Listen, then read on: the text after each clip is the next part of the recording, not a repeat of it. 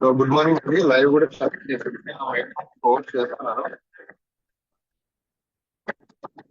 Good morning అండి శైలజ గారు. Madam good morning sir. Good morning madam. First time వచ్చారు. Congratulations madam evening session కి. Welcome మీకు. Thank you sir. So నేను మీకు సెషన్ హ్యాండ్ ఓవర్ చేస్తున్నాను మేడం. మీరు స్టార్ట్ చేయొచ్చు. ఏదైనా డిస్కనెక్ట్ అయినా నేను మళ్ళీ రిజైన్ అవుతాను. వెంకట్ గారు ఉన్నారు ఆల్రెడీ. సో సార్ కూడా పోస్ట్ చేశాను. సపోర్ట్ చేస్తారు మేడం. సార్ మీరు కంటిన్యూ చేయండి madam. All the best. Okay okay sir, నా వాయిస్ క్లియర్ ఉందా sir? Me voice clear madam, clear. Okay okay sir, thank you so much sir.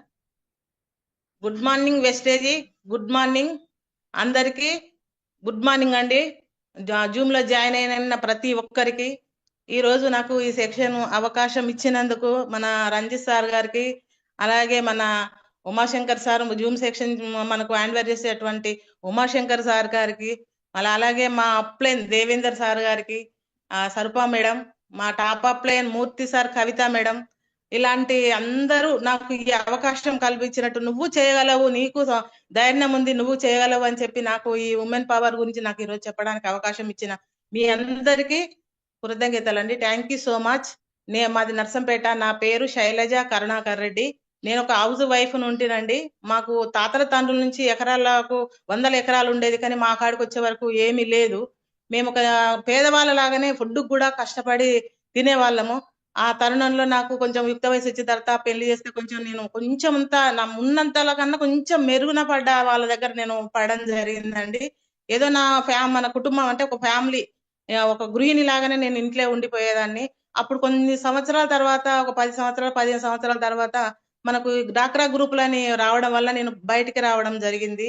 ఆ డాక్రా group లో కొంచెం అప్పుడప్పుడు మీటింగ్లకు వెళ్ళేదాన్ని. నేను ఒక మన గ్రూప్ అధ్యక్షురాలుగా చేశాను, వివో అధ్యక్షురాలుగా చేశాను, అలాగే టిఎల్ఎఫ్ కార్యదర్శిగా కూడా చేసినానండి. అలా కొన్ని కొన్ని చేసుకుంటూ చేసుకుంటూ నేను ఇలా ఉండే తరుణంలో అప్పుడు తెలంగాణ ఉద్యమం అనేది మనకు రన్ అవుతున్నది. అప్పుడు నేను అందులో 736 రోజులు నర్సంపేట డివిజన్ లో, నర్సంపేటలో నేను తెలంగాణ ఉద్యమం కోసం పోరాడినాను. అలాంటి మహిళలు చాలా మంది ఉన్నారు నర్సంపేటలో.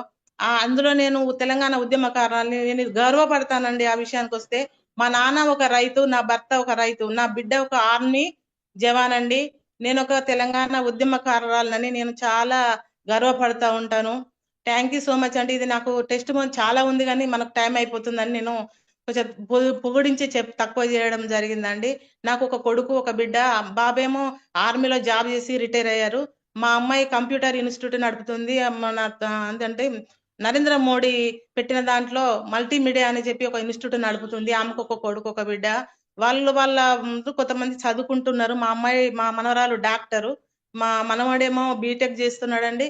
ఇప్పుడు నాది కుటుంబం మాత్రం, మాకు ఒక డైరీ ఫామ్ ఉంది. మేము పాలు అమ్ముకునే వాళ్ళం అండి. వ్యవసాయ కుటుంబం అంటే ప్రతి ఒక్కరికి కూడా బర్రెలు ఉంటాయి. ఒకటన్ను ఉంటది లాస్ట్, కానీ మాకు ఎక్కువ ఉండేది, ఒక 7-8 ఉండేది. అప్పుడు మా దేవేందర్ సార్, నాకు ఈ ఇళ్ళకు నేను ఎందుకు రావడం జరిగిందంటే, దేవేందర్ సార్ మా దగ్గరికి పాలకు వచ్చి తను అప్పుడు ఒక మెడికల్ షాప్ లో చేసేవారు. అయితే మా సార్కు చెయ్యి వెనుకకు ముందుకు పోకుండా బాగా మంట మండేది. అప్పుడు నర్సంపేటలో ఎంతమంది అయితే డాక్టర్లు ఉన్నారో అంత మందితోటి కూడా చూపించినము, తగ్గలేదు. అయితే ఒక 4 గురిజల బంగారం తోటి కూడా మందులు చేస్తే తగ్గుతాయి అని అంటే నేను అవి కూడా వాడడం జరిగిందండి, తక్కువ కాలేదు. దేవేందర్ సార్ మా ఇంటికి వస్తా అంటే, మా ఆయన ఎప్పుడు, మా సారు ఎప్పుడు దేవేందర్ అమ్మ అని పిలిచేవాడు, మా సార్నేమో బాపు అని పిలిచేవారు. తను అమ్మ గిట్లా, మా సార్ పోయి దేవేందర్ నాకు గిట్ల అవుతుంది, నేను ఎన్ని మందులు వాడినా తక్కువ అయితే లేనంటే, మీరు వాడుతారు కదా, అది అంతే అట్లనే ఉంటది అని చెప్పి తను చెప్పేవారు. అలాగే తనకు ఈ వెస్టేజీ అనే అవకాశము రావడం వల్ల తను ఏమన్నాడు, అమ్మ నేను ఒక ప్లాన్ చెప్తా, మీరు వినండి, నేను ఒక ప్లాన్ చెప్తా వినండి, ఇలా ప్రోడక్ట్ ఉంటాయి అని అంటే, ఈయన ఏదో చెప్తా ఉన్నారు, మనకెందుకు, మనం చేయగలుగుతామా, మనం వింటా, మనకు టైమే లేదు, డబ్బాలు కడుక్కోవాలి, పాల డబ్బాలు ఈయన కడుక్కోవాలి, వచ్చిన వాళ్ళు పోయాలి, నా పని నాకున్నది. వ్యవసాయ కుటుంబం అంటే మీ అందరికి చాలా మంది వ్యవసాయదారులు ఉండుంటారు, అది చాలా పనులు ఉంటాయి అని చెప్పేసి నేను ఏమింటలే, నాకు ఎందుకు ఇది అని చెప్పి నేను అనుకున్నాను. కానీ అట్లనే కొన్ని రోజులైనాక అనుకున్నా కదా, నెలకు 2400 వస్తాయి దేవేందర్ సార్ దగ్గర నుండి నాకు పాలకు. అయితే నేను వినకపోతే, తను మాకు పాలకు బంద్ అయితే 2400 పోతాయి అన్న బాధతోటి నేను సార్ చెప్పండి వింటాను అని అన్నాను. ఒకసారి అయితే మందులు వాడదాం, పోయేదే ఉన్నదని ఒక 3000 రూపాయలు నేను అప్పుడు తనకి ఇవ్వడం జరిగింది. 2400 నాకు వస్తాయి కదా అన్న నేను 3000 రూపాయలు ఇచ్చిన. ఇస్తే సార్ ఏం చేసిండు, మందులు తీసుకొచ్చి వాడడం వల్ల మా సార్కు 15 రోజుల వరకే కొంచెం కొంచెం రిజల్ట్ రావడం జరిగింది. అయితే అప్పుడు తను ఏం చేసిండు, నాకు తగ్గుదండి దేవేందర్ అని తను చెప్పిండు. సరే ఇంకొక 2, 3 నెలలు వాడండి. ఒక్క నిమిషం సార్.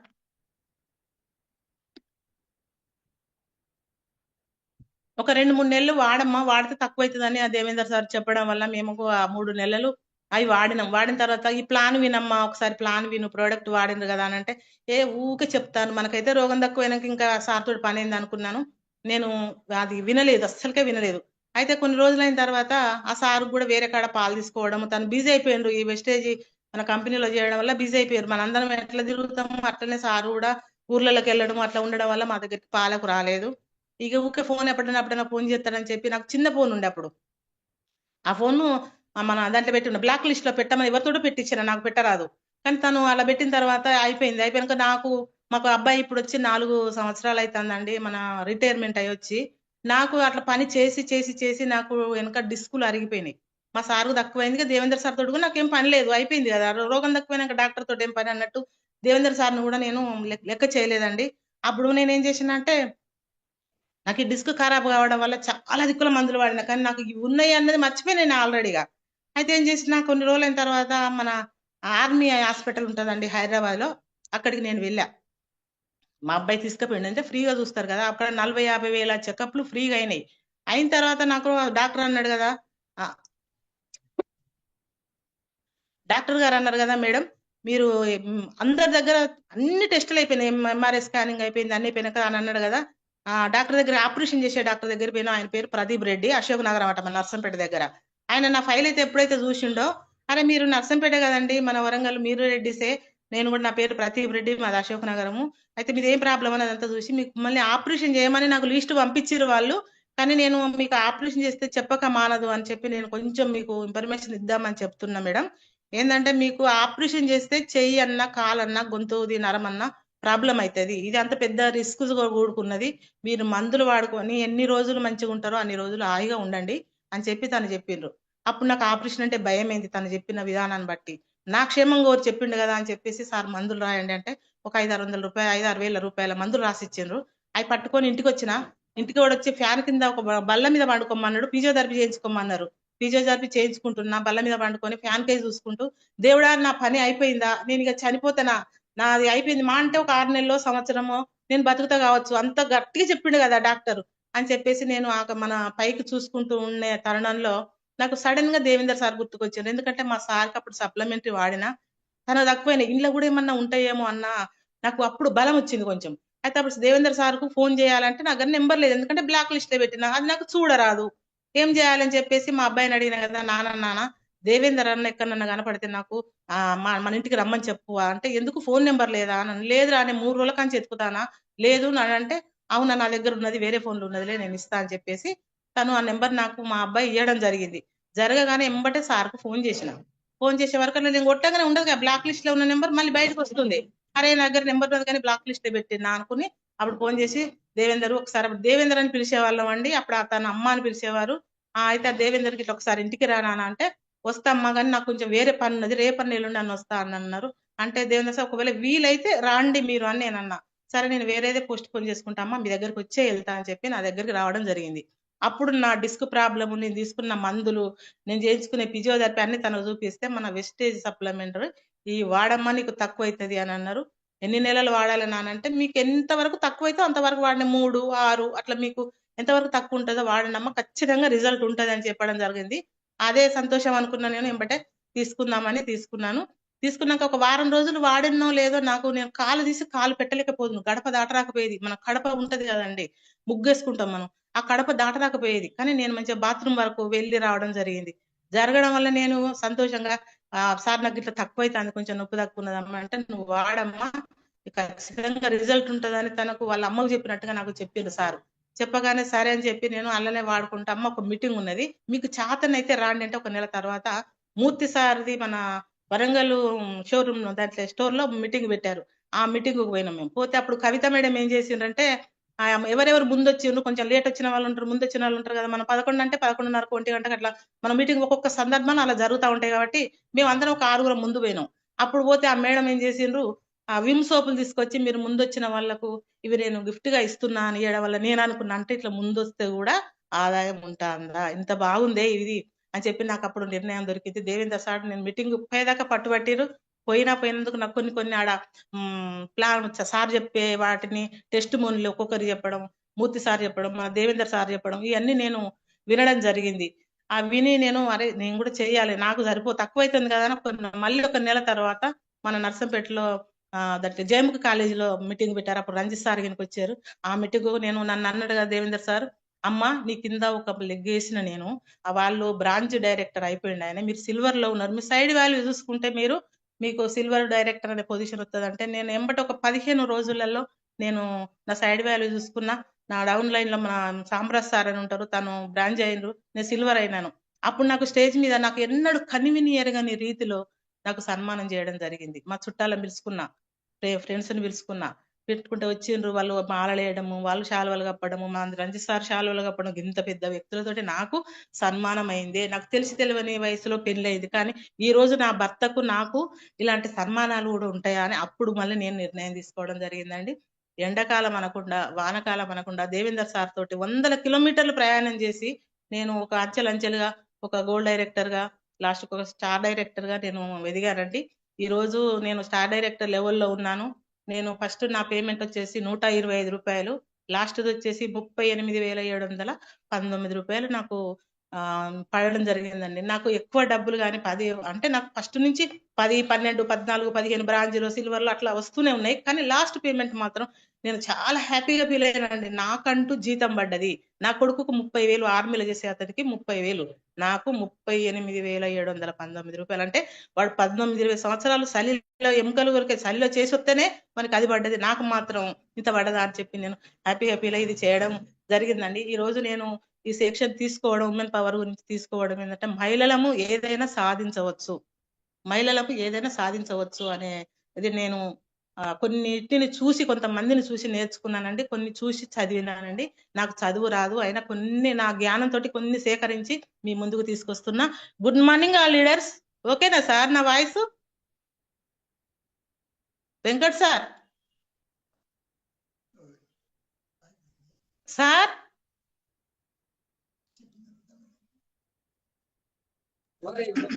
మేడం మేడం వాయిస్ క్లియరా సార్?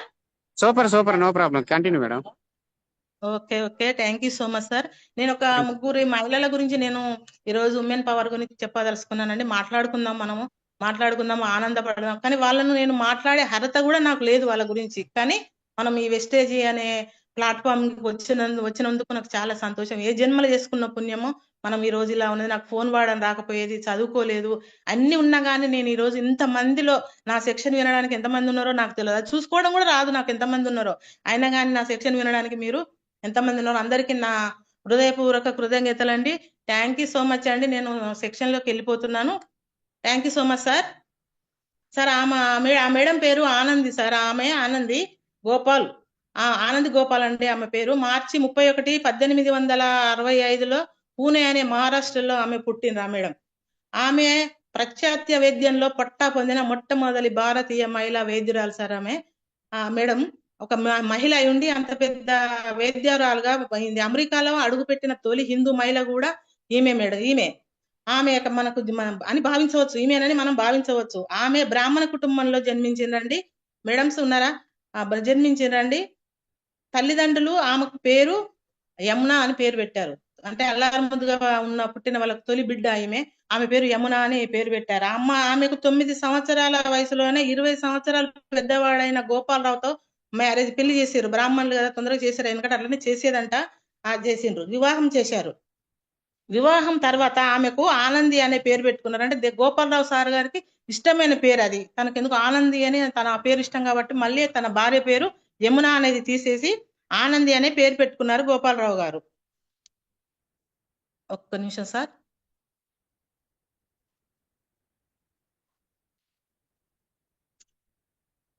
సార్ ఓకేనా సార్? ఓకే మేడం, ఇబ్బంది లేదు, చేయండి. Okay okay, thank you sir. అయితే గోపాలరావు గారు ఆమె పేరు ఆనంది అని పెట్టుకున్నారు సార్ మేడం. అయితే విద్యకు ఆమె చదువుకున్న ఉత్సాహం, ఆమె చదువుకోవాలని యాక్టివిటీ కనిపెట్టుకొని తను ఏం చేసిండ్రు, ఆమెకు విద్య నేర్పించాలనేది తనకు అనిపించింది. గోపాలరావు ఆనందునికి విద్యకు మద్దతు ఇచ్చిండ్రు. నువ్వు చదువుకోగలవు, నువ్వు ఏదైనా చదవవు అని చెప్పి తన భార్యకు మద్దతు ఇచ్చాడు అనమాట. అయితే ఆనాటి బ్రాహ్మణ కుటుంబాలలో సర్వసాధారణంగా ఉండేది. గోపాలరావు సంస్కృతం కంటే ఆంగ్ల భాష నేర్చుకోవడం ముఖ్యమని భావించారు గోపాలరావు గారు. అయితే విద్య పట్ల ఆనందికి ఉన్న ఉత్సాహము, ఆసక్తిని గమనించి ఆంగ్లం నేర్పించడానికి సాయం చేసిండ్రు. 14 సంవత్సరాల వయసులో ఆనంద్కి ఒక బాబు పుట్టిండండి. 14 సంవత్సరాలకు చూడండి ఎంత చిన్న వయసులో బాబు పుట్టిండు. ఆ బాబు అయితే అప్పుడు అవసరమైన వేద్యం లేక, అవసరమైన మెడిసిన్ గాని అవసరమైన ఏమి లేక ఆ బాబు 10 రోజులకే చనిపోయిండు. అయితే ఈ సంఘటన ఆనంద్ మేడంకి జీవితంలో ఒక మలుపు తీసుకొచ్చింది. ఆమె జీవితంలో ఒక మలుపు తీసుకొచ్చింది. అరే నా కొడుకు పుట్టిండే, ఆ పుట్టగానే తను చనిపోయిండు 10 రోజులకు. అంటే సరి అయిన వేద్యం గాని, సరైన అవకాశాలు గాని ఉంటే ఇప్పుడు నా బిడ్డ బతుకు కదా అని చెప్పి ఆ మేడంకు అప్పుడు మలుపు తీసుకొచ్చింది. తాను వేద్యురాలు కావడానికి ప్రేరేపణని కలిగించింది. తానే వేద్యురాలు కావాలి, ఎంతమంది చనిపోతుండో, నా కొడుకు చనిపోయింది కదా అని చెప్పి తాను వేద్యురాలు కావాలన్న ఉత్సాహంతో తను వేద్యురాలు కావాలని ప్రేరేపణ ఇచ్చింది. ఆనంది గోపాలరావు జీవితం మీద ఒక సినిమా కూడా ఈ మేడం పేరు మీద, అంటే ఈమె ఒక బ్రాహ్మణ కుటుంబంలో పుట్టడము, ఒక కొడుకు పుట్టడము, ఆ కొడుకు చనిపోవడము, దాని వల్ల ఒక అబ్బాయికి సరిహైన అప్పటికి సంరక్షణ లేకపోవడం వల్ల, ఆ బాబు చనిపోవడం వల్ల ఆమె ఏం చేసింది, గోపాలరావు గారు జీవితం మీద ఒక సినిమా కూడా తీసింది ఈ మేడం మీద. అంటే ఒక మహిళ బ్రాహ్మణ కుటుంబంలో పుట్టి పెరిగి తను పెళ్లి చేసుకొని ఒక బాబును గాని చేసింది కానీ చెప్పి ఆనంది అనే ఒక సినిమా పేరు కూడా తీసేయండి. సినిమా పేరు కూడా ఉంది. ఆ సినిమా పేరు ఆనంద్ గోపాల్ అండి.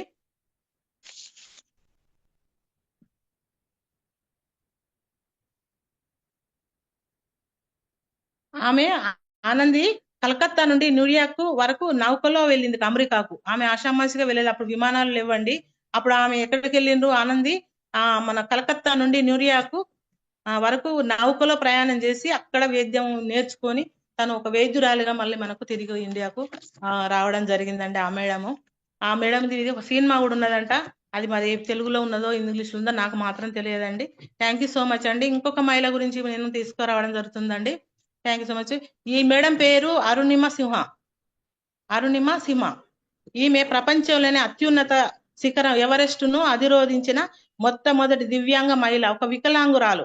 తను మొట్టమొదటిసారిగా ఎవరెస్ట్ శిఖరాన్ని అధిరోధించిందట ఆ మేడం. చూడండి, ఒక మహిళ ఎవరెస్ట్ శిఖరం అంటే ఆషామాషిగా కాదు, మనం ఎంతో భయపడతా ఉంటాము. ఆమె ఉత్తరప్రదేశ్ లో జన్మించింది. ఆమె 1988 జూలై 20 తారీఖు నాడు జన్మించింది. ఈమె జాతీయ స్థాయి వాలీబాల్ క్రీడాకారిణి. ఆమెకు బాల్యం నుండి వాలీబాల్ ఆడడం ఇష్టం. వాలీబాల్ ఆడడం ఇష్టం. సార్ వెంకట్ సార్, ఓకేనా సార్? ఒక ఫోన్ వచ్చింది సార్, అందుకనే మళ్ళీ అడుగుతున్నా. ఓకే, నో ప్రాబ్లం, కంటిన్యూ చేయండి. ఏమైనా ప్రాబ్లం ఉంటే కూడా నేను చెప్తాను, ఇబ్బంది లేదు, జాగ్రత్తగా చెప్తాను. Okay sir. ఆమెకు వాలీబాల్ ఆడడం ఇష్టం. కొంతకాలానికి ఆమె వాలీబాల్, ఫుట్బాల్ ఆటల్లో గుర్తింపు పొందింది. అనేక విజయాలు సాధించింది. అనేక క్రీడా పథకాలు కూడా జయించింది. క్రీడా పథకాలు కూడా తనకు ఎన్నో ఇచ్చిండ్రు, లెక్కలేనంత అరుణిమ మేడంకి. అయితే ఈమె ఆటలతో పాటు చదువుకుంటే క్రీడా కోటాలో ఉద్యోగం కూడా సంపాదించుకోవచ్చు అని ఆమె క్రీడలలో పాల్గొంటూనే LLB పూర్తి చేసింది. అలాగే ఈ మేడం పూర్తి చేస్తున్న రోజుల్లోనే, LLB పూర్తి చేస్తున్న రోజులలోనే ఆర్మీలో ఉద్యోగం సంపాదించుకోవచ్చు చదువుకుంటే అని దరఖాస్తు కూడా ఆమె ఆర్మీలో కోటాలో దరఖాస్తు పెట్టుకున్న తర్వాత ఆ మేడం ఏం చేసిండ్రు, ఆ దరఖాస్తులో పుట్టిన తేదీ తప్పు పెడితే ఆర్మీలో ప్రతి ఒక్కటి చిన్న మిస్టేక్లు కూడా వాళ్ళు దొరకబట్టుకుంటారు. అయితే తను ఏం చేసింది, అది సవరించుకోవాలని, ఎలా నాకు నా పుట్టిన తేదీ తప్పుపడ్డదే, నేను దీన్ని చేసుకోవాలని ఇంట్లో చర్చించుకోవడం వల్ల వాళ్ళ ఇంట్లో వాళ్ళు ఆర్మీ ఎక్కడికి పోవాలని చెప్పారంటే బరేలియాలోని ఆర్మీ రిక్రూట్మెంట్ అధికారుల దగ్గరికి మనం వెళ్తే అది సవరిస్తారని ఇంట్లో వాళ్ళు సలహా ఇవ్వడంతో మేడం 2011 ఏప్రిల్న రైల్లో బయలుదేరింది. ఇది ఢిల్లీకి 2011లో బయలుదేరిండ్రు. 2011లో ఏప్రిల్ 11న లక్నో నుంచి ఢిల్లీకి పద్మావతి ఎక్స్ప్రెస్ లో జనరల్ కంపార్ట్మెంట్ లోనే బయలుదేరింది ఆ మేడం. అంటే పోవాలి కదా, పుట్టిన డేటు సరి చేసుకోవాలన్న ఉద్దేశంతో తను ఒక ఏది దొరికితే అదే అప్పుడు కదా రిజర్వేషన్లు అవన్నీ కాదంటే ఏది దొరికితే అది పోవాలి కదా గమ్యం చేరుకోవాలని బయలుదేరింది. అరే బలేరియా సమీపంలో 3 దొంగలు ఆ డబ్బాలకు ఎక్కిండ్రు. ఆమె దగ్గరికి డబ్బాలు ఎక్కి ఆమె మెడలోని బంగారు గొలుసును లాక్కునేందుకు ప్రయత్నించిండ్రు. అది జనరల్ వార్డు కాబట్టి అందరు ఎక్కుతారు కదా, అందులో కొంతమంది దొంగలు ఎక్కి ఈ మెడలో ఉన్న బంగారు గొలుసు లాక్కోవడానికి ప్రయత్నం చేసిండ్రు. ఆమె ప్రతిఘటించింది, అంటే ఆమె తీసుకోకుండా వాళ్ళను ప్రతిఘటించితే ఆ దుడ్డంగులు రైలు నుంచి ఆమెను కిందికి దోసేసిండ్రు. ఎంత బాధ విషయం అండి ఇది. ఆమెను కిందికి దోసేసిండ్రు. కిందకు తోసేసిన ఆమె పక్క ఉన్న ట్యాక్ పై పడ్డది. ఆమె కిందికి దోసినప్పుడు ఆమె పక్కన అది ఉంటుంది ట్యాంక్, దాని మీద పడ్డది. అయితే అది పడడం వల్ల ఆమె లేచే లోపే వేరే రైలు వచ్చి ఆమెను ట్యాక్ పై నుండి పడింది. వేరే ఆ సమయంలో ట్యాక్ పై నుండి పడ్డ తర్వాత పక్క జరిగే కుడి కాలు నుంచి ఆ రైలు అన్నది వెళ్ళిపోయింది. ఆమె గమనించింది, లేచేలోపు పోయిందన్నమాట. ఆమె కాలు పోయినాక ఆమె ఏం తోయాలో దొరకలే, అసలు ఏం జరుగుతుంది అనే టైంలో దూసుకుపోయింది. సమీప గ్రామస్తులు అంటే అక్కడ పడ్డాక ఉంటారు కదా, అక్కడ కొంతమంది ఒక ఊరు పల్లె ఏదో ఉంటది కదా పోతుంటే, అయితే అక్కడ ఉన్న సమీప గ్రామస్తులు ఆమెను ఆసుపత్రికి చేర్పించారు. ఆసుపత్రిలో చేర్పించారండి. ఆసుపత్రిలో ఆమె కుడి కాలుని తొలగించేసిండ్రు పూర్తి స్థాయిలో. అక్కడ కొంచెం నుజ్జు కావచ్చు, హాస్పిటల్ వరకు మొత్తం తీసేసిండ్రు.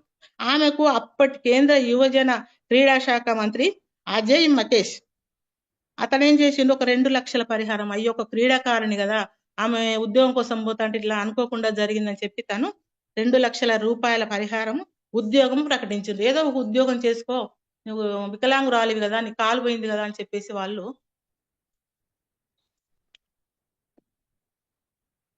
2 లక్షల విరాళం ఇచ్చిండ్రు, ఉద్యోగం ఇచ్చిండ్రు. కానీ ఈ సంఘటన తర్వాత ప్రతి ఒక్కరు ఆమెను చూసి సానుభూతి పొందుతాండ్రు. అయ్యో కాలు పోయింది కదా, ఎట్లా బతుకుతుంది ఆడపిల్ల అని చెప్పి అందరు జాలి చూపుతారు. ఆమెను చూపడంతో జాలి చూపడం మొదలుపెట్టారు. ఇది ఆమె భరించలేకపోయింది. అబ్బా నేను ఇంత క్రీడాకారిణి చేసిన, దేవుడు నాకు వికలాంగ తత్వం ఏంది దేవుడా అని చెప్పి ఆమె బాధపడుకుంటూ ఆమె ఏదో ఒక సాహస కార్యం చేయాలి, ఇప్పటికైనా నేను తగ్గను, ఏదో ఒక సాహస కార్యం చేయాలనే ఆ క్షణమే నిర్ణయించుకుంది. నేను ఏదన్నా చేయాలి, వీళ్ళ సానుభూతులతోటి నేను బ్రతకలేను అని చెప్పేసి తను అనుకొని ఆమె ఎవరెస్ట్ శిఖరం అధిరోధించాలని నిర్ణయించుకుని ఈమె నిర్ణయానికి ఆమె అన్నయ్యతో పాటు ఆమె కోచ్ కూడా సహకారం చేసింది అనమాట. అప్పటి ఉత్తరప్రదేశ్ ముఖ్యమంత్రి అఖిలేష్ యాదవ్ ఆమెకు సన్మానం చేశారు. ఉత్తరప్రదేశ్ ముఖ్యమంత్రి ఆమెకు సన్మానం చేసిండ్రు. ఆ సన్మానం లక్నోలోని ఆమె ఇంట్లోనే సన్మానం చేసి అప్పుడు ఆ సమావేశంలో ఆమెకు 25 లక్షల రూపాయలు ప్రకటించిండు తను. చూసారా అండి, ఆమె ఎవరెస్ట్ శిఖరం అధిరోధించడం వల్ల ఆమె వికలాంగురాలైనా గాని ఇంత ఘనత సాధించింది, చరిత్రలోనే నిలిచిపోయిన మహిళ అని చెప్పి తను ఆ రోజులలోనే 25 లక్షల రూపాయలు ఆమెకు ఇచ్చిండ్రు అప్పటి మంత్రి. చూసినానండి ఎంత గొప్ప మహిళ. ఆమె గురించి నేను ఈ రోజు మాట్లాడడానికి నాకు అర్హత లేదనుకుంటున్నాను అసలు వాస్తవానికి. కానీ ఆ మహిళ గురించి నేను మాట్లాడము, ఆ మహిళ గురించి చెప్పడము, నాకు ఈ గౌతమ్ బాలి గారు ఈ వెస్టేజ్ అనే ప్లాట్ఫామ్ ను నాకు అందజేయడము, నేను ఇంతమందిలో నేను వాళ్ళ గురించి మాట్లాడే అర్హత నాకు లేదు, కానీ నేను మాట్లాడతానంటే నేను అదృష్టవంతురాలని, నా తల్లిదండ్రులు చేసుకున్న పూర్వజన్మ సుకృత్రము అని అనుకుంటున్నానండి. ఇంకొక మహిళ గురించి నేను కూడా మీతో మాట్లాడదలుచుకున్నానండి. ఆ మేడం గురించి చెప్పాలని నాకు ఉత్సాహంగా కూడా ఉంది. ఆమె చాకలి ఐలమ్మ. సెప్టెంబర్ 26, 1895లో ఆమె ఉన్నారు. ఈమె తెలంగాణ సాయుధ పోరాట యోధురాలు. ఈ మేడం చాలా పోరాటాలు చేసింది. ఒక చాకలి ఐలమ్మ అంటే మనకు ఇందులో జూమ్ లో ఉన్న వరకు చాలా మందికి తెలిసి ఉంటది, కొంతమంది తెలియదు. అయితే ఆ మేడం సాకలి వాళ్ళు అంటే మనకు బట్టలు ఉతుకుతారు కదండి, వాళ్ళు లేకుంటే మనకు ఏ పనులు కూడా జరిగాయి. వాళ్ళు తక్కువ కులం అనుకుంటాం కానీ వాళ్ళే ఎక్కువ కులం నా దృష్టిలో అయితే. ఎందుకంటే వాళ్ళు ప్రతి ఒక్క పని మనకు చేసి పెడతారు. వాళ్ళు సాయంకాలం ఇప్పుడైతే లేదు కానీ అప్పుడైతే సాయంకాలం వచ్చి సాయంకాలం అండి అని చెప్పి అన్నం తీసుకొని వెళ్ళేవాళ్ళు. అలాంటి వృత్తులు పుట్టిన ఒక ఐలమ్మ అంటే చూడండి, ఒక మహిళ ఎంత ధైర్యవంతురాలు. తెలంగాణ ఉద్యమకారిణి కూడా, వీర వనిత. మామూలుగా ఆమెను పేరు తెచ్చుకున్నారండి. తొలి భూపోరాటాన్ని నాది పలికిన మన వీరమాత ఆమె. తొలి భూ పోరాటానికి నాది పలికిన వీర మాత ఈమె. సామాజిక ఆధునిక పరిణామానికి నాది పలికిన శ్రీ ధైర్యశాలి. వేద్యశాలి కదండి, ధైర్యశాలి. 2022 నుండి తెలంగాణ ప్రభుత్వం ఐలమ్మ జయంతిని అధికారికంగా నిర్వహిస్తున్నారు. 2022 నుండి ఐలమ్మ జయంతిని తెలంగాణ ప్రభుత్వం గ్రాండ్ గా ఇంటికి ఆమదిక పోదు. ఇప్పుడు సాకలైలమ్మ మనవన్లు ఉన్నారు, సాకంలైలమ్మ బంధువులు ఉన్నారు. ఇప్పుడు మన వరంగల్ నుండి ఇటు నర్సంపేటకు వచ్చే రూట్ లో ఆ టర్నవర్ల మీద ఉంటది రూట్, ఇటు చాకలైలమ్మది అని ఒక గుర్తు ఉంటది. ఆమె ఒక మహిళ అయ్యుండి ఒక చాకలి వృత్తిలో అంటే పుట్టి రజకుల కులంలో పుట్టి తను ఒక ధైర్యశాలిగా తను ఇంత పేరు తెచ్చుకున్నారు. ఆమె వరంగల్ జిల్లా, ఆమె ఎక్కడ పుట్టిరంటే తెలంగాణ ప్రభుత్వం ఐలమ్మకు జయంతి చేస్తున్నారండి. ఇంకొకటి వరంగల్ జిల్లా రాయపర్తి మండలంలో పుట్టారు, ఎక్కడో పుట్టలే ఆ మహిళ. వరంగల్ జిల్లా రాయపత్రి మండలంలో ఆ మేడం పుట్టిరండి. వీరిది వెనుకబడిన కుటుంబం, చాలా పేద కుటుంబం, చాలా అంటే చాలా పిల్ల. ఆ మేడంకు 3 కొడుకులు, ఒక కూతురు ఉన్నదని నేను విన్నాను. చాలా వెనుకబడిన కుటుంబం. చాకలి వృత్తే వారికి జీవనాధారం. చాకలి వృత్తే బట్టలు ఉతకడం కానీ, పనులు చేసుకోవడం కానీ, అదే వాళ్ళకు జీవనాధారం ఆ మేడంకు. అయినా కానీ తను ఏం చేసిండ్రు, ఈమె ఈ భూమి నాది, ఈ పండించిన పంట నాది, ఈ భూమి నాది, పండించిన పంట నాది, తీసుకెళ్ళడానికి దొరలు ఎవరు వచ్చాను చూడండి. ఒక మహిళ అయ్యుండి ఎంత ధైర్యశాలి, ఎంత గట్టిగా మాట్లాడగలుగుతుంది. దొరలు ఎవరు, ఇంకొక పదం కూడా అనేదండి, నేను అనదలుచుకోలేదు అది. దొరలు ఎవరు, నా ప్రాణం పోయినా సరే ఈ పంట మీరు తీసుకొని పోలేరు, ఈ భూమి మీరు తీసుకోపోలేరు, పంట నాది, పండించిన పంట నాది. ఇది వెనుకబడిన కుల వృత్తుల వాళ్ళది, ఇది భూములది, దొరలది కాదు, మన మిలిటరీ వాళ్ళది కాదు, లేకపోతే వీళ్ళు ఉంటారు వీళ్ళది కాదని చెప్పి తను అనేది అనమాట. అప్పుడు ఆమె అట్లనే ఆమె ఏం చేసిందంటే, దొరలు ఎవరని ప్రాణం పోయినా సరే ఈ పంట మీరు తీసుకోపోగలేరు, దక్కించుకోలేరు అంటూ ముందడుగు వేసేది. దేనికైనా ముందడుగు వేసేది. మహిళలు ముందుకు రావాలి, చైతన్యవంతులు కావాలి, అందరిలో మనం తిరగాలి, అందరిలో మనం మాట్లాడాలి అని చెప్పి తను ముందుకు వచ్చేదన్నమాట. ఏది ఉన్న దొరలను ఎదిరించడానికైనా, రెడ్డి వాళ్ళని ఎదిరించడానికైనా, ఊళ్ళో ఉన్న వాళ్ళని ఎదిరించడానికైనా ఆ మేడం అట్లా. అప్పుడు 10 లక్షల ఎకరాలు, మామూలు అండి, 10 లక్షల ఎకరాలు పేదలకు పంచిపెట్టింది ఆమె. ఈ పోరాటం చేసి దొరలు గాని పటేళ్లను గాని ఎదిరించి పోరాటం చేసి 10 లక్షల ఎకరాలు పంపకం చేసింది ఈ మేడం. ఈ మేడాన్ని మనం ఈ రోజు మాట్లాడుకోవడానికి ఎంతో సంతోషిస్తున్నానండి. ఆ మేడం గురించి చెప్పడానికి కూడా నాకు మాట రావట్లేదు, తెలంగాణ ఉద్యమకాని. ఎందుకంటే నేను కూడా కొంత అంతో తొలి దశ తను చేస్తే కొంచెం చిన్న ఆకంత నేను కూడా అందులో కొంచెం పాల్పంచుకున్నందుకు నేను సంతోషపడుతున్నానండి. ఈ మేడంని తలుసుకున్న ప్రతి క్షణము రక్తం ఉరుకులేస్తుంటది. మనం అలాగే ఇప్పుడు చూడండి, ఎంతో మంది మనం ఈ వెస్టేజ్లో చెప్తాను మహిళలము, మన పురుషులు అంటే లేడీస్ కన్నా జెంట్స్ కన్నా లేడీసే ఎక్కువ ఉన్నాం. ఏ మీటింగ్ లోనైనా వాళ్ళమే ఉంటాం, ఏ మీటింగ్ లో అయినా వాళ్ళమే చేస్తాం. చూడండి, మహిళ తలుసుకుంటే ఏదైనా సాధించగలదు, చెయ్యగలదు, చేస్తామని అనుకుంటున్నాము, అంటాము. అందరూ కూడా ఇంట్లో మహిళలే ముందుండి చేస్తున్నారు, అలానే పురుషులు చేస్తలేరని నేను అనను. కానీ మహిళలు అన్ని రంగాలలో మహిళలు ముందున్నారు. చూసిందా, ఇప్పుడు ఈమె ఒక చాకలి రజకుల కుటుంబంలో పుట్టి కూడా ఆమె ఒక 10 లక్షల భూమి విరాళంగా అందరికి మహిళలకు కానీ, ఆ ఊర్లో పేదవాళ్ళకు కానీ తను ఇచ్చింది. అలాగే ఈ అరుణిమ శ్రీమ మేడం కూడా ఎంత చూడండి, ఆమె మామూలు ఎవరెస్ట్ శిఖరాన్ని అధిరోహించి ఒక మహిళగా పుట్టి, ఇంకొక మహిళ చూడండి ఎంత గొప్ప మహిళ. ఆ మహిళ గురించి మాట్లాడుకోవడానికైతే నాకు, ఆమె ఒక వికలాంగురాలను అని మర్చిపోయి కూడా ఆమె అక్కడికి వెళ్ళింది, అమెరికాకు వెళ్ళొచ్చింది. ఆమె తన కొడుకు చనిపోయింది, ఎట్లా వైద్యం కావాలి, అందుబాటులో ఉండాలి, అందరికి సమాన హక్కు ఉండాలి, సమాన వైద్యం ఉండాలి, మనం ఇట్లా ఉండకూడదని ఒక మహిళ. ఈ మహిళలు చూడండి, 3 మహిళలు కూడా చాలా ఒకరికి ఒకరు సాటి.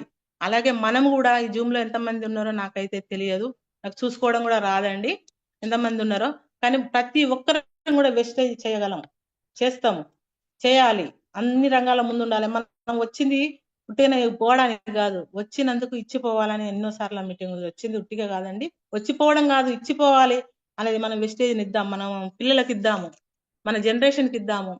మా అబ్బాయి ఆర్మీలో జాబ్ చేసిండు కదండి, ఆ జాబ్ చేయడం వల్ల తనకి ఏమొచ్చింది, పోయిండ్రు చేసుకున్నారు, ఒక 20 సంవత్సరాలు చేసిన తర్వాత ఎముకలు కొరికే చలిలో తన ఒంట్లో ఉన్న బలం అన్ని పోయినాయి. ఇప్పుడు ఇక్కడికి వస్తే తనకు వచ్చేది 28,000 వస్తున్నాయి. అవి ఏం సరిపోతాయి తన పిల్లలకి, ఈ రోజులలో సరిపోతాయి, లక్షలు సరిపోవు. కానీ నేను ఈ వెస్టేజ్ అనే ప్లాట్ఫామ్ ఎందుకు తీసుకున్నానంటే, మా బాబుకు 3 జనరేషన్ ప్లాన్ నాకు నచ్చింది. మా అబ్బాయి అది చెయ్యాలి, మా వాళ్ళకి నేను ఇది ఇచ్చిపోవాలి, నేను వచ్చిపోవడానికి రాలేదు, ఇచ్చిపోవాలి, ఏదో ఒకటి ఇచ్చిపోవాలన్న ఉద్దేశంతో నేను ఈ వెస్టేజ్ తీసుకోవడం జరిగిందండి. ఈ మహిళల గురించి మాట్లాడుకోవడానికి నాకు అర్హత లేదు, అయినా ఉంది అని నేను ఈ ఉమెన్స్ పవర్ గురించి కొంచెం చెప్పినండి. ఇంకొక విషయం అండి, మన దగ్గర కూడా మనం కళ్ళ ముందు చూసే మహిళలు కూడా చాలా మంది ఉన్నారు మన దాంట్లోనే. నేను ఒకసారి మన ఈ లహరి మేడం ఉన్నారండి, మనకు జూమ్ సెక్షన్ ప్రతి దాంట్లో ఆ మేడం నవ్వుకుంటూ తను పొద్దున్నే మా 6 గంటలకు కానీ ఈవినింగ్ 8 గంటలకు కానీ తను మన అందరినీ పలకరించుకుంటూ అందరినీ టైం నేనే ఉన్నా సపోజ్ శైలజ మేడం అని ఆమె గుర్తు పెట్టుకొని తన పనులు తాను చేసుకుంటూ ఇప్పుడు వాళ్ళు కూడా ఒక ₹1,00,000 1,50,000 దాకా తీసుకుంటున్నారు ఆ మేడం కూడా చూడండి. అలాగే మనకు లీలావర్ణ మేడం ఉన్నారు.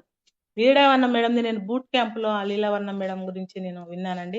ఆ మేడం ఒకరి బిడ్డను, ఒకరి భార్యను, ఒకరి తల్లిని, నాకు ఆ పేర్లు వద్దు, లీలావర్ణం భర్త అనాలే, లీలావర్ణం నాన్న అనాలే, లీలావర్ణం కొడుకు అనాలే, అలా నా పేరు తెచ్చుకోవాలని చెప్పి తను మన బూట్ క్యాంప్ మీటింగ్ లో చెప్పారండి. వరంగల్ మీటింగ్ ఫస్ట్ మీటింగ్ అది నాకు, మన బూట్ క్యాంపు. ఆ మీటింగ్ లో ఆ మేడం చెప్పారు, రేట్ అడగకుండా చీర కొనుక్కోవాలి. మనము ఎక్కడికైతే వెళ్తామో మహిళలము రేట్ అడగకుండా చీర కొనుక్కోవాలి, మనము సంపాదించుకోవాలి.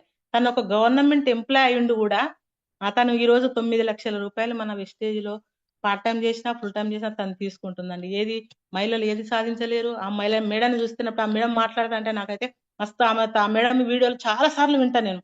చాలా సార్లు అంటే విని మర్చిపోలేను నేను.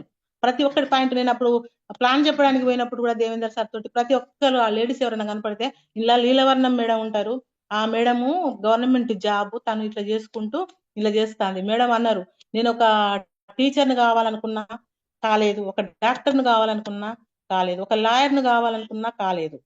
నేను ఇప్పుడు మీకు ఈ మెడిసిన్ గురించి చెప్తాను కాబట్టి, వాడిస్తున్నాను కాబట్టి డాక్టర్ని అయినా ఇప్పుడు ఈ రోజు నేను ఇలా అనర్గళంగా మాట్లాడగలుగుతున్నాను, మీకు ఇవి చెప్తున్నానంటే ఒక లాయర్ క్వశ్చన్ వేస్తున్నానంటే నేను ఒక లాయర్ అయినాను. మీ అందరిని కుసబెట్టి నేను ఈ సెక్షన్ మీ ముందు చెప్తున్నా, నా టెస్ట్ మోని కనుక మీకు అన్ని నా జ్ఞాపకం మీకు చెప్తున్నానంటే నేను ఒక టీచర్ని అయినా అని, నాకు ఇలా అన్ని లోట్లు తీరిపోయినాయి అని చెప్పి ఆ మేడం చెప్పినప్పుడు మనం కూడా చెయ్యాలి, మనం కూడా చేయగలుగుతాం, మనం ఎందుకు చేయలేము, ఆ మేడం చేస్తుంది కదా, నౌకరు చేసుకుంటేనే చేస్తా అంటే ఖాళీగా మనం ఇంట్లో ఉండి అయ్యో నేను వెనకబడిపోయాను అని చెప్పి నేను చాలా సార్లు ఆ మేడంది వీడియో వింటానండి.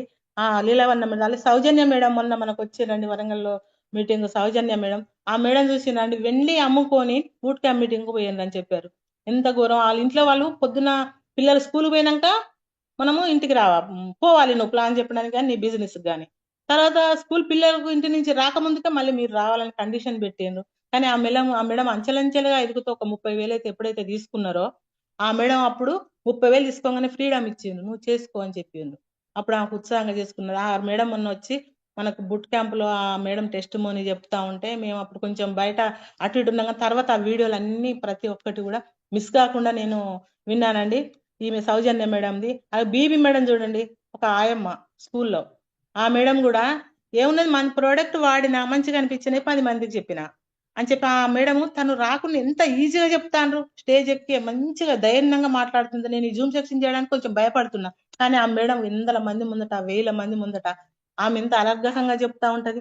నేను ఆయమ్మను అన్నేళ్ళు చెప్తే నాకు గింతే వచ్చి నీళ్ళకి వస్తున్నాయి 4,55,000 ఇప్పుడు ఆ మేడంది. చదువు రాని చదువు రాదు నాకు అనుకుంటూనే చదువు వచ్చినలతో సైతం తను ఇన్కమ్ తీసుకుంటున్నారు.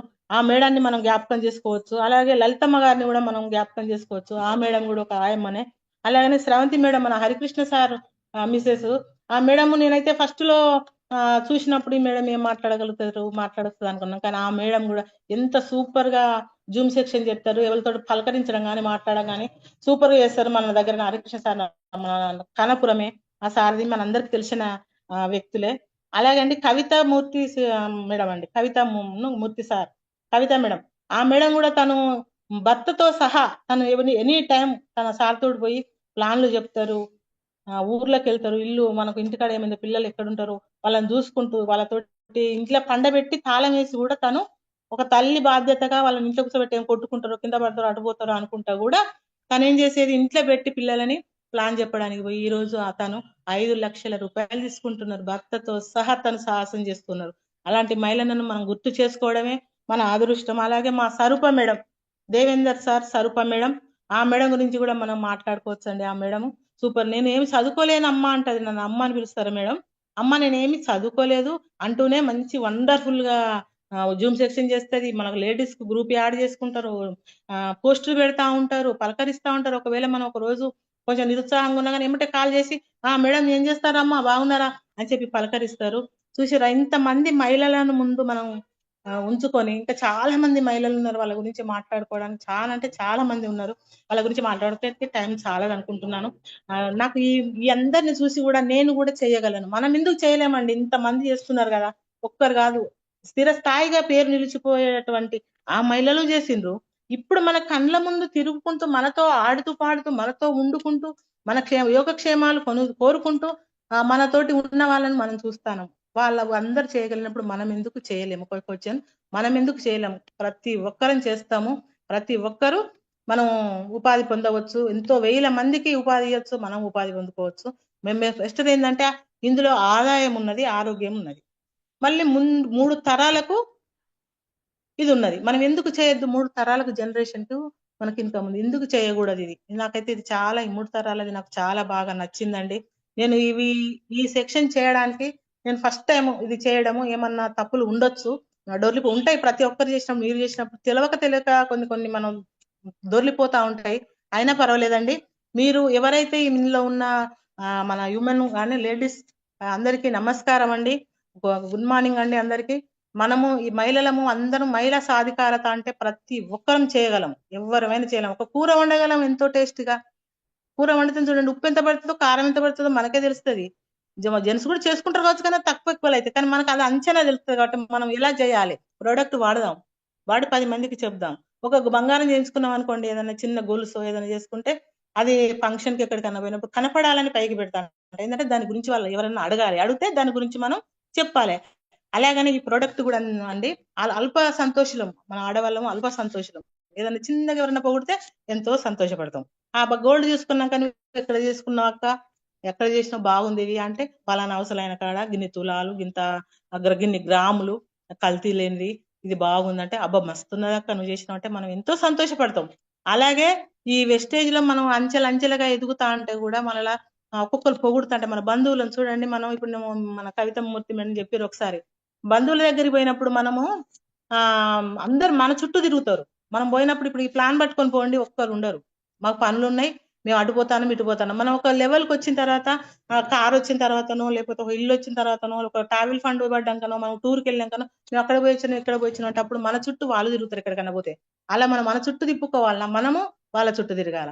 వాళ్ళ చుట్టూ తిరిగినప్పుడు ఇదే కదా వెస్టేజ్ అని అంటారు. కానీ వెస్టేజ్ ఒకరి దగ్గరికి పోయిందంటే తలుపు కొట్టి లక్ష్మీదేవి తలుపు కొడుతుంది. కానీ వెస్టేజ్ మాత్రం తలుపు తీసేదాకా కొడుతుంది. నువ్వు తీయి, నీకు అదృష్టం ఉన్నది, నువ్వు చేయగలవు. తలుపు తీసేదాకా మళ్ళీ మళ్ళీ మళ్ళీ పోతా ఉంటారు. మనం కూడా అలాగే మనం ఎవరింటికైతే పోతామో వాళ్ళు మమ్మల్ని నిర్లక్ష్యం చేయొచ్చు, పలకరియకపోవచ్చు, ముఖం మార్చుకోవచ్చు. కొంచెం ఆడవాళ్ళం ఎక్కువ బాధపడతాం మనం. అయినా కానీ పర్వాలేదు మళ్ళీ మళ్ళీ కొట్టండి. తలుపు తీసే వరకు కొట్టండి. వెస్టేజ్ ప్రోడక్ట్ గురించి చెప్పండి. ఇల్లున్న ఆదాయం గురించి చెప్పండి. మన ఇల్లున్న ట్రావెల్ ఫండ్ గురించి చెప్పండి. ఇల్లున్న కార్ ఫండ్ చెప్పండి. ఇల్లు ఉన్న హౌస్ ఫండ్ గురించి చెప్పండి. ఎవరో ఒకరు ఎక్కడనో ఒకరు ఖచ్చితంగా మనం ముందు పోతూ నెక్స్ట్ అనుకుంటా పోవాలి. ఎవరో మనం డిసప్పాయింట్ కావద్దు. ప్రతి ఒక్కరం చేయగలం, చేస్తాము. ఇందులో ఉన్న మహిళా సోదరి మహిళలకు నా యొక్క హృదయపూర్వక కృతజ్ఞతలండి. అలాగే నేను ఒక చిన్న పొడుపు కథ చెప్దామని అనుకుంటున్నానండి. మరి అందరు లైన్ లో ఉన్నారో ఏమో నాకైతే తెలియదు. ఉన్నారు చూడడం నాకు రాదు. ఒక కుందేలు తాంబేలు కథ నేను మీకు ఈరోజు చెప్దాం అనుకుంటానండి. ఆ కుందేలు తాబేలు ఏం చేశారు? రెండు ఒకరోజు సాయంత్రము 6-7 గంటలకి ఒక పొద చూసుకొని పండుకున్నాయి. వీటి ఫ్రెండ్స్ ఇవి చాలా. అయితే ఈ తాంబేలు తాపుకోసారి నేను గెలిచాను అని చెప్పి అరుస్తా ఉంటది. తాబేలు అరుస్తా ఉంటే కుందేలు ఏమంటాంది? ఊకే నిద్రపోకుండా నా నిద్రను ఎందుకు చెడగొడతాను నువ్వు అసలు? నా నిద్ర నువ్వు ఎందుకు చెడగొడతాను? ఎలా గెలిచినావు? నీ మొఖం ఏం గెలిచినవులే అని మన కుందేలు అంటుంది. ఆ తాంబేలు అంటుంది నేను నీ మీద గెలిచినట్టు నాకు కలొస్తుంది అని అంటే, ఓ పిచ్చిదానా నువ్వు తాంబేలు నేను కుందేలును అని అంటే, లేదు నీ మీద నేను గెలిచినావు అంటే, సరే ఒకటి ఏదైనా చూసుకుందాం అని తెల్లవారింది. తెల్లవారిన తర్వాత తాబేలు రాత్రి నాకు నిద్ర లేకుండా చేసినవే నువ్వు. ఇప్పుడు నేను ఒక ఇది పెడతాను, నువ్వు గెలిచిన అంటాను కదా, ఎలా గెలుస్తావో చూద్దాం అని అంటే, సరే పాటు అని చెప్పి ఒక 2 కిలోమీటర్లను ఏమో ఒక చెట్టును చూపించింది. ఆ చెట్టు దగ్గరికి ఎవరైతే ముందు నువ్వు వెళ్తావా నేను వెళ్తానా? ఒకవేళ నేను ఫస్ట్ వెళ్ళింది అనుకో నేనే వెళ్తా. ఎట్లాగో నీకు అంత సీన్ లేదు కానీ నేనే వెళ్తాను. ఆ వెళ్ళిన తర్వాత ఎవరైతే అక్కడికి పోతా ఇంకొకసారి నేను గెలిచినా నాతోటి నువ్వు పోటీకి రావద్దు అని చెప్పి కండిషన్ పెట్టింది తాబేలు. అయితే ఏమన్నది కుందేలు. అయితే తాంబేలు ఏమన్నది? అమ్మో నువ్వు అంటానో కానీ ఏమో నేను గెలుతా కావచ్చు అన్న ధైర్యమే నాకున్నది అంటాంది. నేను మొఖం దీంతో నాకేంది కానీ పరుగు పందెం పెట్టుకుందాం పాటు పోదాం, ఎవరైతే ఆ చెట్టు కాడికి పోతాం వాళ్ళమే విన్ అని చెప్పి ఆ ఇద్దరు కండిషన్ పెట్టుకున్నారు. ఇక తాంబేలు పోతా ఉన్నది, తన శక్తి మేర పోతా ఉన్నది తొందరగా. కుందేలు పరుగున ఉరుకుతుంది కదా, అది అందమైనది, చూడడానికి అందంగా ఉంటది, తన కాళ్ళ నడవడిక బాగుంటది, తన పరుగున ఉరుకుతా ఉంటది. ఉరుకుంటా ఒక కిలోమీటర్ 1/2 కిలోమీటర్ పోయిన తర్వాత అక్కడ ఒక చెట్టు తన కనపడి వెనక చూసే వరకు కనిపించిన మేర తాబేలు కనపడట్లేదు. కనపడపోకపోతే తను ఏమనుకున్నది, ఇది ఇప్పుడు వస్తుందా, ఎన్నర రావాలి, చిన్నగా అని చెప్పి పోయి ఆ చెట్టు కాడ చల్లగా గాలుస్తా అంటే పండుకున్నది, నిద్ర పట్టింది తనకు. ఈ తాంబేలు ఏం చేసింది, ఎండ అనలేదు, వాన అనలేదు, పోతూనే ఉన్నది. ఉసుకల నుంచి డొల్లుకుంటా పోయి ఆ చెట్టు దగ్గరికి చేరింది. ఇన్ని కుందేలు ఏం చేసి నిద్రపోతా ఉన్నది. నిద్రపోతా అంటే అప్పుడు ఆ కుందేలకు ఇవి చేరినాక ఒక 5-10 నిమిషాలకు తనకు మేలుకు వచ్చి చూసుకునే వరకు మళ్ళా కనపడతలేదు. ఇటు వెనక చూస్తాను, ముందు చూస్తలేదు చెట్టు దగ్గర, వెనక చూసే ఊరిని ఇంకా రాలేదు, ఇదట గెలుతుందట దీని ముఖం అనుకొని తను అనుకుంటా ఉన్నది.